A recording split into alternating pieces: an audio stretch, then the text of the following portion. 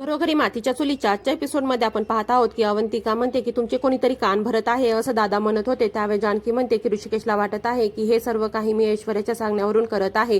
त्यानंतर इकडे अवंतिका म्हणते की सौमित्रलाही तेच वाटत आहे की ऐश्वर्यानेच विक्रांतरावांचा खून केला आहे आणि त्यामध्ये तिने सारंगला ओढलेला आहे, त्यामुळे ते आता ऐश्वर्याची केस लढणार नाही। त्यावेळेस अवंतिका म्हणते की ऐश्वर्याची केस आता मी लढणार आहे। त्यावेळेस जानकी म्हणते तुला माहित आहे ना, तू आता प्रेग्नेंट आहेस, त्यामुळे तुला तुझी काळजी घ्यावी लागेल।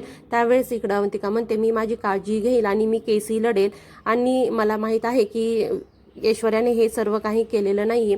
त्यानंतर इकडे जानकी म्हणते की मला हे ऐकून बरं वाटलं आणि आपण असंच ऐश्वर्याची साथ देऊया। त्यानंतर इकडे शर्वरी विचार करत असते की मला अवंतिकाचा आवाज आला, त्यावेळेस तिने तिथून राहुलला रूम बाहेर जायला सांगितलं आणि तेवढ्यामध्ये राहुलचा चष्मा पडलेला असतो हे शर्वरीच्या लक्षात येत नाही। आणि त्यानंतर इकडे जानकी म्हणत असते की एवढ्या कमी वेळामध्ये राहुल तिथून कुठे गेला, आपल्याला याचा पुरावा शोधावा लागेल। त्यानंतर इकडे रात्र झालेली असते आणि ती झोपायला येते। त्यावेळेस ऋषिकेशला बोलायचा प्रयत्न करते, त्यावेळेस ऋषिकेश म्हणतात की खूप रात्र झालेली आहे आणि झोपून जा। त्यानंतर इकडे ऋषिकेश आणि जानकी झोपून जातात आणि त्यावेळेस परत जानकी बोलायचा प्रयत्न करते, पण ऋषिकेश झोपलेले असतात त्यामुळे ती काही बोलत नाही आणि म्हणते की तुम्ही माझ्यावरती का विश्वास ठेवत नाही। त्यावेळेस ऋषिकेश म्हणतो की माझा तुझ्यावरती पूर्ण विश्वास आहे आणि ते झोपून जातात। त्यानंतर इकडे सकाळ झाल्यानंतर जानकी ही उपमा बनवायला घेते। त्यावेळेस इकडे अवंतिका जानकीला म्हणते की तुमच्या दोघांमध्ये बोलणं झालं का। त्यावेळेस जानकी सांगते की आमच्या दोघांमध्ये आता अबोला आहे आणि त्यासाठीच मी त्यांचा आवडता उपमा बनवत आहे। त्यानंतर इकडे अवंतिका म्हणते की ठीक आहे, तुम्ही त्यांच्यासाठी उपमा बनवा आणि मी चहा घेऊन बाहेर जाते। त्यानंतर इकडे अवंतिका चहा घेऊन येते आणि जानकी उपमा घेऊन बाहेर येते। त्यानंतर जानकी म्हणते की मी शर्वरी ताईंना नाश्त्यासाठी बोलून आणते, म्हणून ती शर्वरीच्या रूममध्ये जाते आणि शर्वरीला नाश्त्यासाठी बोलवते। त्यावेळेस शर्वरी म्हणते की मला काहीच खायचं नाहीये आणि तू इथून निघून जा। त्यावेळेस जानकी म्हणते की हे नाटक माझ्यासमोर करू नको आणि तुलाही माहीत आहे आणि मलाही माहीत आहे काय सत्य आहे ते, त्यामुळे नाश्ता करायला चला। त्यावेळेस जानकी म्हणते की कमीत कमी आईसाठी तरी तुम्ही नाश्ता करायला चला। त्यानंतर शर्वरी नाश्त्यासाठी टेबलवर जाते आणि इकडं जानकीची नजर ही चष्म्यावर पडते आणि तिच्या लक्षात येतं की राहुल हा चष्मा वापरतो। त्यानंतर ती तो चष्मा घेते आणि टेबलवर जाते आणि नाश्ता देते। त्यानंतर इकडं ऋषिकेशला फोन येतो आणि ते तिथून निघून जात असतात। तेवढ्यामध्ये जानकी त्यांना थांबवते आणि म्हणते की तुम्हाला मी जे काही रात्री सांगत होते ते खरं होतं आणि हा पहा पुरावा, म्हणून ती चष्मा दाखवते। त्यावेळेस इकडं ऋषिकेश तो चष्मा पाहून म्हणतात की हा चष्मा शर्वरी ताईंच्या रूममध्ये कसा, आणि इकडं शर्वरीच्याही चेहऱ्यावरचे हावभाव बदलतात। त्यानंतर इकडं जानकी म्हणते की तुम्हाला हा पुरावाच हवा होता ना, हे घ्या पुरावा। त्यानंतर इकडं सुमित्रा आई म्हणते की हे सगळं घरी काय सुरू आहे। त्यानंतर इकडं ऋषिकेश शर्वरीला म्हणतात की हा चष्मा तुझ्या रूममध्ये कसा।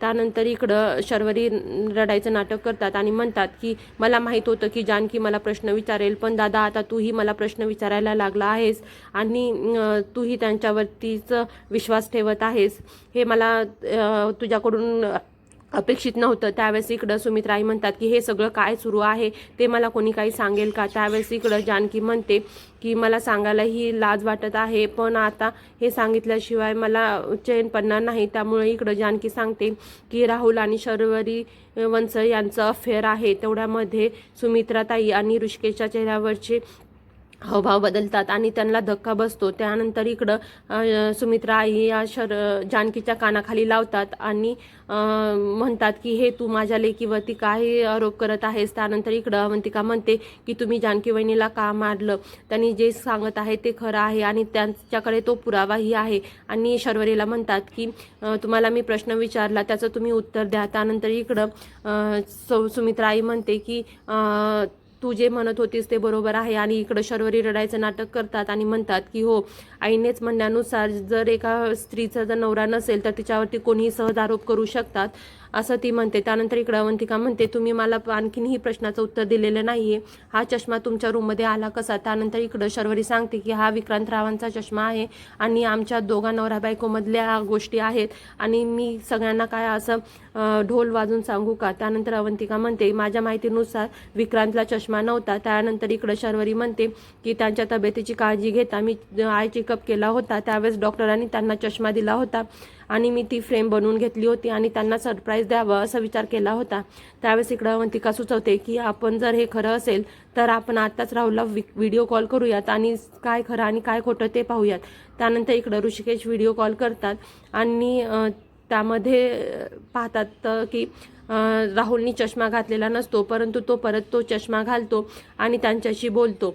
त्यानंतर इकडं शर्वरीच्या मनावरचं ओझं कमी होतं आणि त्यानंतर राहुल सांगतो की मी आज येऊ शकत नाही कारण की मला रूम शिफ्ट करायची आहे. आणि त्यानंतर इकडं ऋषिकेश म्हणतात की ठीक आहे आणि तू सुट्टी घे.